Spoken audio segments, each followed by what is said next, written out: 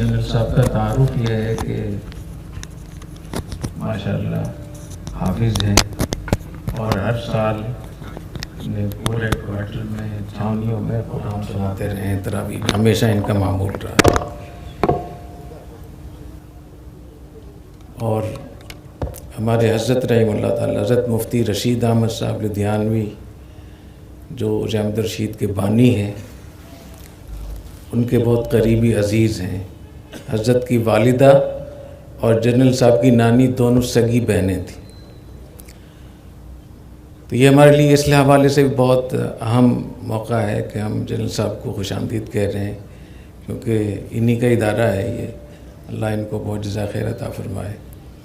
मैं इस मौके पे चंद बातें फ़ौज के हवाले से करना चाहता हूँ। 2-3 मरतबा गुफ्तगू हो चुकी है, मज़ीद भी होगी इंशाअल्लाह ताला। मैंने रात भी काफ़ी बात की थी पाकिस्तान के हालात के ऊपर कि हमें इस मुल्क की हिफाजत के लिए कितना एहतमाम करना चाहिए।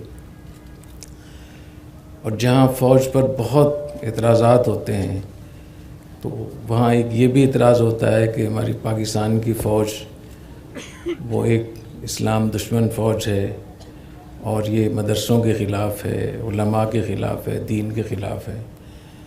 तो ये मैं अर्ज़ करना चाह रहा हूँ कि जो मेरा तजुर्बा हुआ वो इसके बरअक्स है।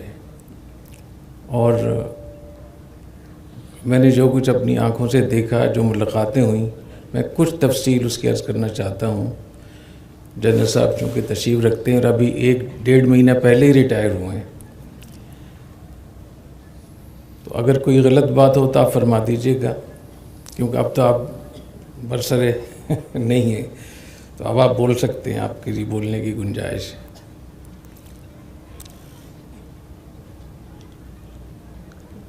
– 2016 और 17 में एक मीटिंग हमारी हुई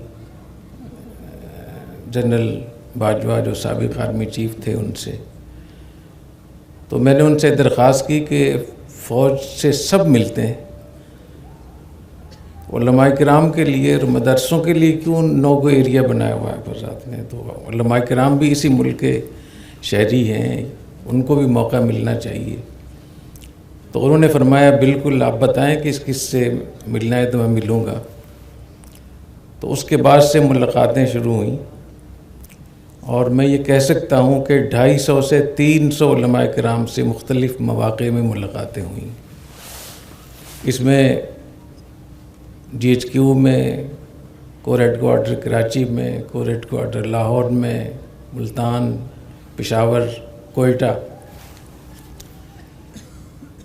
और उन्हीं की हिदायत पे बहुत सारे मदारिस का फ़ौज के जो बड़े हज़रात थे उन्होंने दौरा भी किया, जिनमें अभी आपने डॉक्यूमेंट्री देखी। DGISPR जो आजकल कोयटा के कोर कमांडर हैं, जनरल आसिफ गफूर साहब यहाँ तशरीफ़ लाए। जनरल हुमायूं तशरीफ़ लाए जो कोर कमांडर कराची थे, और बहुत सारे हज़रात तशरीफ़ लाए। और इन मुलाकातों में जो फ़ौज की तरफ से उलमाए किराम का इस्तक़बाल हुआ, जो उनकी जो मामला था वो बहुत अच्छा था। मैंने चूँकि जनरल ज़िया-उल हक़ मरहूम का दौर भी देखा है और पूरी उसके साथ पूरी फ़हम के साथ और सोच के साथ और मालूमात के साथ, तो बेशक वो बहुत इस्लाम से, दीन से ताल्लुक़ रखते थे, लेकिन उलमा से, मदारिस से इतना गहरा ताल्लुक़ उनका नहीं हुआ जितना पिछले 6 सालों में हुआ। और उसमें जो बड़े बड़े जितने भी हज़रात हैं, 5 मकाते फ़िक्र के उलमा, उन सब से आप मालूम कर सकते हैं कि उनकी मुलाकातें किस दर्जे की हुई हैं, किस लेवल की हुई हैं, और कितनी तवील और कितनी खुली मुलाकातें, जिसमें खुला सवाल जवाब की नशिस्तें भी होती थीं। और मुझे याद नहीं है कि कोई मुलाकात 2 घंटे से कम हो। एक मुलाकात जो जनरल बाजवा के साथ हुई थी जब वो आर्मी चीफ़ थे, तो 7 घंटे तक मुलाकात हुई। एक मीटिंग जनरल नवीद मुख्तार साहब के साथ हुई, वो भी 7 घंटे तक तवील हुई। तो ये मैं अर्ज़ करना चाहता हूँ कि ये जो हमारे यहाँ एक तसव्वुर है कि बिल्कुल मदरसों के दुश्मन हैं, उलमा के दुश्मन हैं, ऐसा नहीं है। आप उनके पास जाएं, उनके पास उनको बुलाएं تو آپ کو بہت سارے انکشافات ہوں گے اور آپ کے پاس مواقع ہوں گے ان سے ملنے کا اور کام کرنے کا اور ذہن سازی کا۔ دوسرے نمبر پہ بہت سارے ایسے افسروں کو میں جانتا ہوں جو مذہبی حوالے سے بہت دین کے قریب، ان کو بہت پروموشن ملی، ان کو ترقی ملی۔ خود میرے برابر میں جو تشریف رکھتے ہیں جنرل حافظ عبدالعزیز صاحب، جو ایک بڑے خانوادے سے تعلق رکھتے ہیں، لدھیانہ کے علماء، بہت مشہور، اور اس ادارے کے بانی حضرت مفتی رشید احمد صاحب لدھیانوی رحمۃ اللہ علیہ کے قریبی عزیز ہیں، حافظ بھی ہیں ماشاءاللہ۔ اور اسی طریقے سے کور کمانڈروں میں یہی تھے جو داڑھی والے اور متشرع اور پورے لائسنس کے ساتھ بیٹھے ہوئے ہوتے تھے۔ جنرل ہمایوں جو کور کمانڈر کراچی تھے، ان کو آپ نے کئی دفعہ سنا، 3-4 مرتبہ یہاں تشریف لائے، آپ لوگوں سے انہوں نے گفتگو بھی کی۔ وہ ماشاءاللہ 5 پاروں کے حافظ بھی ہیں، عربی جانتے ہیں، تجوید بہت اچھی ہے، اور سینکڑوں احادیث کے حافظ بھی ہیں ماشاءاللہ، اور روزانہ احادیث اردو اور انگلش میں ترجمہ کر کے تمام لوگوں کو بھیجتے ہیں، یومیہ ان کا معمول۔ اور یہ بھی آپ کو بتا دوں کہ ہمارا جو پاک ایڈ کا شعبہ ہے المنائی کا ہمارے، اس کے وہ چیئرمین بھی ہیں، انہوں نے اپنی زندگی جامعہ کے لیے وقف بھی کی ہے الحمدللہ۔ اور جنرل صاحب سے بھی مجھے یہی امید ہے انشاءاللہ۔ کوئی 1 سال پہلے لاہور میں جب یہ کور کمانڈر تھے تو وہاں سے ملاقات کے لیے گئے، تو میرے ساتھ ایک بڑے کاروباری شخصیت تھے اور بہت دیندار لوگ ہیں، تبلیغی جماعت سے بھی تعلق ہے۔ تو انہوں نے جنرل صاحب سے کہا کہ آپ ریٹائر ہونے والے ہیں، آپ ہمارے ساتھ آ جائیں کام کرنے کے لیے۔ اور انہوں نے بتایا کہ ہماری جو کمپنی کی جو سیل ہے وہ سالانہ 50 ارب روپے ہے۔ اپنا انہوں نے وہ بتایا، کیا سائز، اپنا حجم بتایا کاروبار کا۔ تو جنرل صاحب نے کہا کہ میں اپنا مستقبل مفتی صاحب کو دے چکا ہوں، میں مفتی صاحب کے پاس جاؤں گا۔ تو اب میں یاد دلا رہا ہوں کہ آپ نے ان کے سامنے یہ وعدہ کیا تھا، اور کہیں گے پھر میں کس دن لے کر بھی جاؤں گا ان کو، تاکہ وہ گواہی بھی دے سکیں۔ یہ ایک مثال آپ کے سامنے موجود ہے۔ جنرل ندیم انجم جو کراچی کے کور کمانڈر تھے، وہ 5 گھنٹے یہاں تشریف لائے، جامعہ کے وزٹ کیا انہوں نے، 5 گھنٹے ایک حاضر سروس کور کمانڈر کسی مدرسے میں جا کر ہر کلاس میں جا رہا ہے، طلباء سے بات کر رہا ہے، اساتذہ سے، اور جو انہوں نے گفتگو کی یہاں وہ ایسی زبردست گفتگو تھی۔ اور اس کے بعد ان کا جامعہ کے طلباء اساتذہ سے بہت گہرا تعلق ہے۔ یہ 3 دن پہلے مجھے ان کا فون آیا کہ آپ کے ہاں جو المنائی کا اجلاس ہو رہا ہے، تو آپ میری طرف سے اور میرا نام لے کر جامعہ رشید کے طلباء اور سے کہیں کہ مجھے آپ لوگوں سے بہت محبت ہے، میں بہت متاثر ہوا تھا، اور میری طرف سے سب کو سلام بھی پیش کریں۔ تو انہوں نے آپ کو سلام بھی پیش کیا ہے۔ اسی طریقے سے جنرل عاصم منیر جو اس وقت آرمی چیف ہیں، یہ حافظ قرآن ہیں ماشاءاللہ، ان کے دونوں بھائی حافظ ہیں، اور ان کے والد صاحب جو تھے وہ جامع مسجد مکی حنفیہ راولپنڈی اس کے خطیب تھے، ایک اسکول کے بھی پرنسپل تھے اور مسجد کے خطیب بھی تھے، اور پورا گھر حافظوں کا ہے، ان کے چچا کا اپنا مدرسہ ہے۔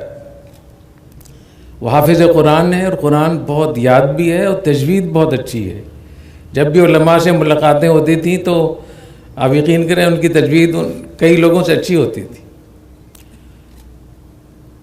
اور بہت ماشاءاللہ وہ محبت کرتے ہیں مدارس سے، علماء سے، اور خاص طور پہ جامعہ رشید کے لیے تو ان کی بہت نیک تمنائیں ہیں۔ تو ابھی آرمی چیف بننے کے بعد میں گیا تھا ان کو مبارکباد دینے کے لیے، ملنے کے لیے، تو میں نے بتایا کہ جنرل صاحب کو بھی ہم نے دعوت دی ہوئی ہے ہماری کانوکیشن میں، تو بہت خوشی کا اظہار کیا انہوں نے۔ جنرل نعمان جو نیشنل ڈیفنس یونیورسٹی کے اس وقت میں وہ ہیں، اور پشاور کے کور کمانڈر رہے، ماشاءاللہ بہت دیندار ہیں، ان کے گھر والے بھی دیندار ہیں، گھر والے شریف پردہ کرتے ہیں، میں جانتا ہوں ان کو بہت اچھے طریقے سے۔ جنرل افتخار بھی یہاں تشریف لائے، جن کی بھی آپ نے گفتگو سنی، جو ڈی جی رینجر تھے، آج کل ڈی جی ایم آئی ہیں۔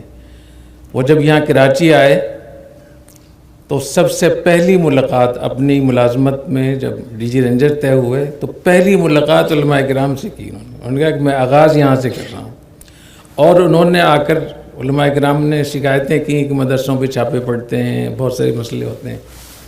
انہوں نے کہا کہ میرا ٹیلی فون نمبر ہے، آپ کے لیے میرا کوئی سیکٹری پی اے نہیں، میں خود آپ کا ٹیلی فون اٹھاؤں گا، رات کے 12 بجے فون کریں گے تو میں فون اٹھاؤں گا، اور کسی مدرسے پہ چھاپا نہیں پڑے گا، اگر کوئی مسئلہ ہوگا تو میں خود آپ سے بات کروں گا۔ تو وہ یہاں 3 سال رہے، کوئی نہیں بتا سکتا کہ کسی مدرسے پہ رینجر نے چھاپا مارا۔ جب بھی کوئی مسئلہ ہوتا تھا، اور ہر مدرسے میں گئے، دارالعلوم، نیو ٹاؤن، بنوریا، جامعہ نعیمیہ، جامعۃ الرشید۔ تو یہ ایک دشمن ہے جو ہم لوگوں کو آپس میں لڑانا چاہتے ہیں، اور ان کے سارے مسئلے اس سے حل ہو جائیں گے دشمنوں کے۔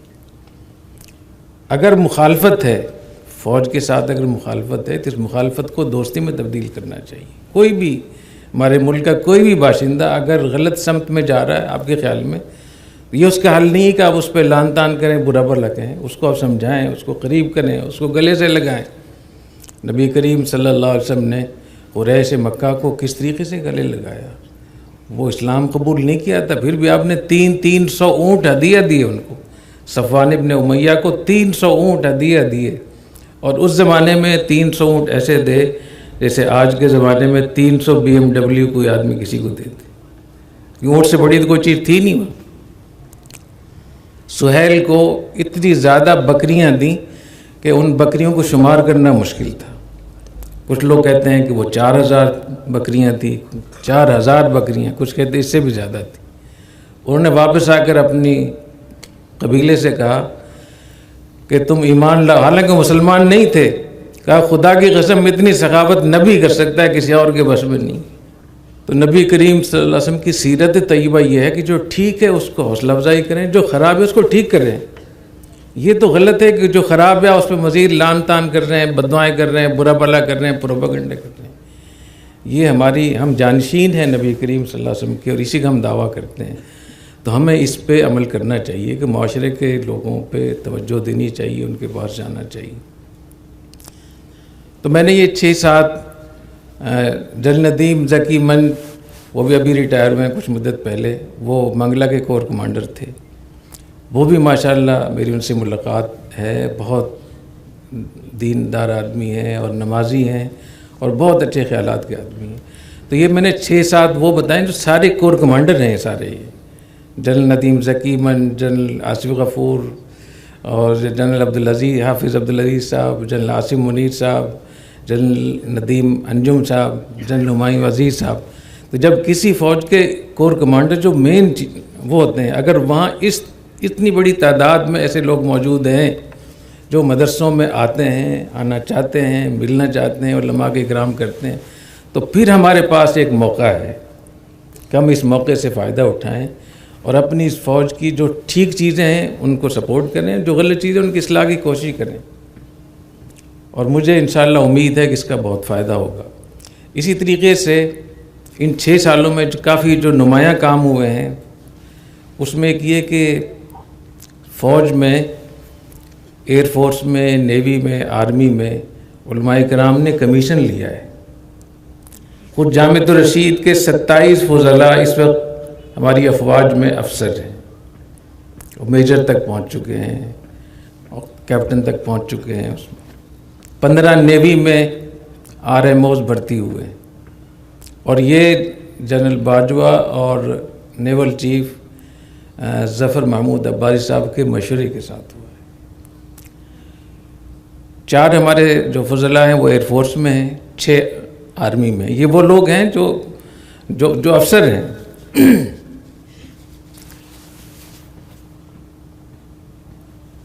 اسی طریقے سے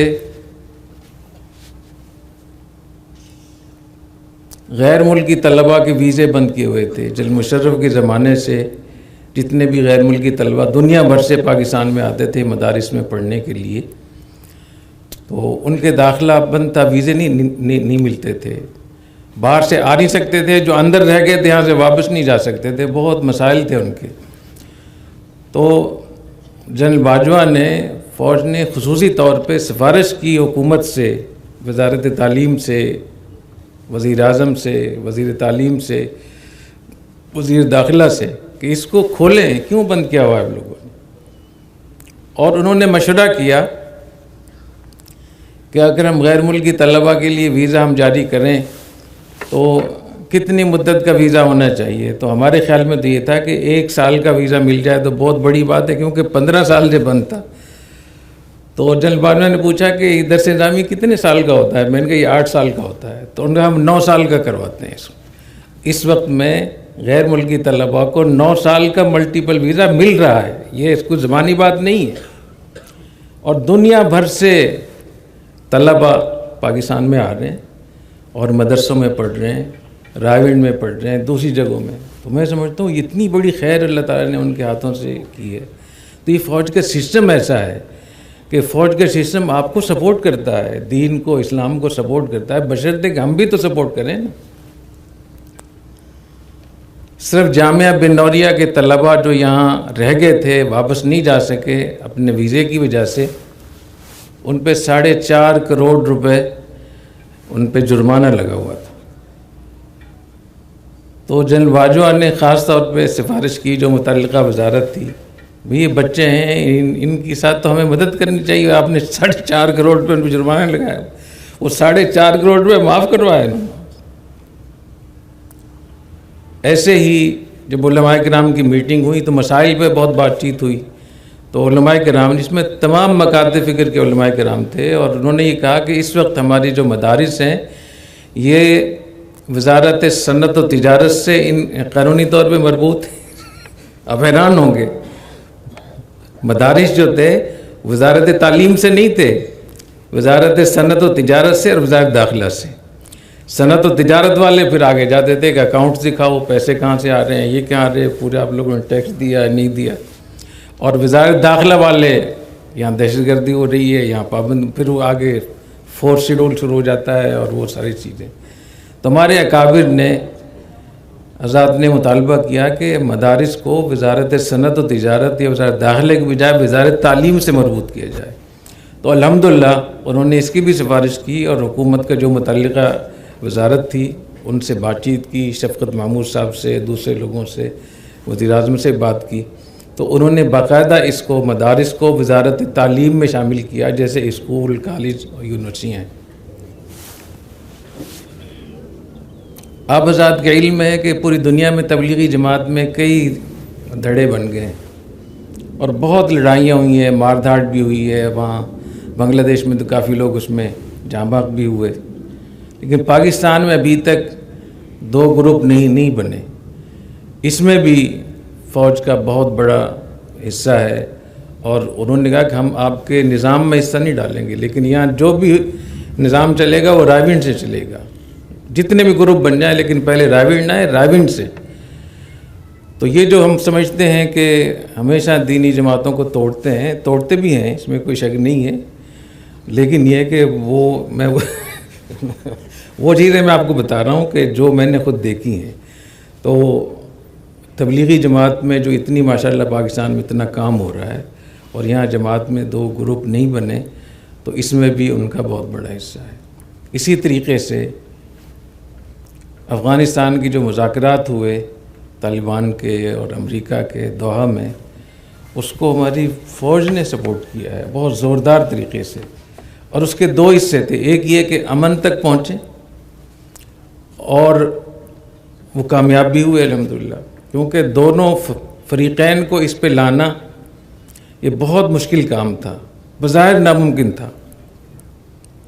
تو مجھے چونکہ ہم سے مشاورت ہوتی رہی تو میں خود اس بات کا گواہ ہوں، اور دوسرے کہ جب اتنی بڑی کامیابی ہو رہی ہوتی ہے تو جو دشمن ملک ہوتا ہے وہ توڑتا ہے۔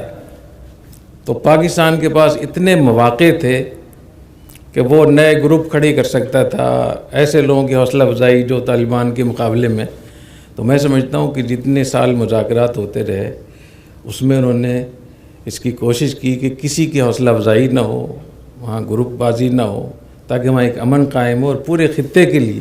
تو میرا یہ رائے یہ ہے کہ افغانستان میں جو امارت اسلامیہ قائم ہوئی ہے، اور یہ پاکستان اور افغانستان کے لوگ سب کو ان حضرات کا شکریہ ادا کرنا چاہیے، ورنہ اس سے پہلے تو مشہور تھا کہ پاکستان کے لوگ وہاں لڑائی کرتے ہیں، لڑائی چاہتے ہیں، امن نہیں چاہتے۔ کچھ ایسی چیزیں بھی ہوں گی جو جنرل صاحب شاید پریشان ہو رہے ہوں، ہاں، کیونکہ ان کے ہاں بہت سخت سسٹم ہوتا ہے، لیکن اللہ بلا برگردن ملا میرے اوپر ڈال دیں۔ تو میں تو وہ بات کہہ رہا ہوں جو مجھے کہنی چاہیے، اور اگر میں نہیں کہوں گا تو مجھ سے پوچھ ہوگی۔